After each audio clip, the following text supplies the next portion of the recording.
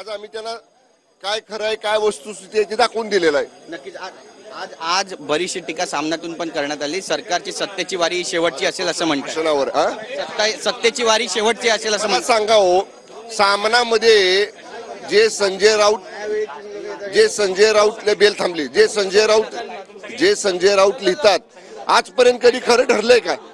आजपर्यंत संजय राऊत जे म्हणलेत गेल्या 2.5 वर्षापासून दाखवा, आम्ही 2 वर्षापासून संजय राऊत जे बोलतात ते कधीच खरं होत नाही.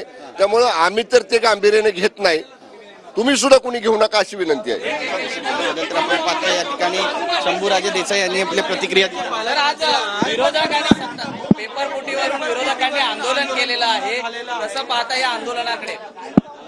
मी सांगितलं आता, जे आंदोलन महाविकास आघाडीनं केलं तुम्ही बघा. त्यांच्या काळामध्ये जे पेपर फुटले, आरोग्य विभागाच्या परीक्षांमध्ये घोटाळा झाला, त्यावेळी ज्या लोकांना अटक केली, ज्यांच्यावर गुन्हे दाखल केले, त्यांनी सांगितलं ना त्याचा दर काय होता एका पेपरचा बाहेर आल्यानंतर. त्यामुळे त्यांच्या काळात जे महाघोटाळे झालेत परीक्षांचे, त्याचा सुद्धा पाडा एकदा राज्यातल्या जनतेसमोर आम्हाला वाचावा लागेल. दुसरीकडे सत्ताधारी आणि विरोधक दोघांची चढाओढ पाहायला मिळाली आंदोलनात. देव पाटीलचा विजय जितेंद्र आव्हाड यांनी ट्विट केलेला आहे. अशा प्रकारे अनधिकृतपणे देव पाटील सुरू आहे ड्रग्स. जर अशा पद्धतीचा व्हिडिओ कुठं ट्विट झाला असेल तर ठाणे पोलीस आयुक्तांना तातडीनं त्या व्हिडिओची सत्यता पडताळण्याचे आदेश दिले जातील.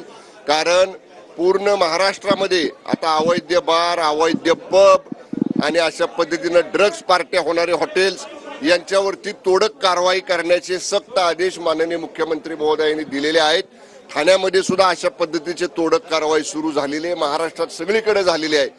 यंत्रणेचा डोळा चुकवून आड बाजूला जर असं कोणी काय करत असेल तर त्याच्यावर सुद्धा कडक कारवाई केली जाईल.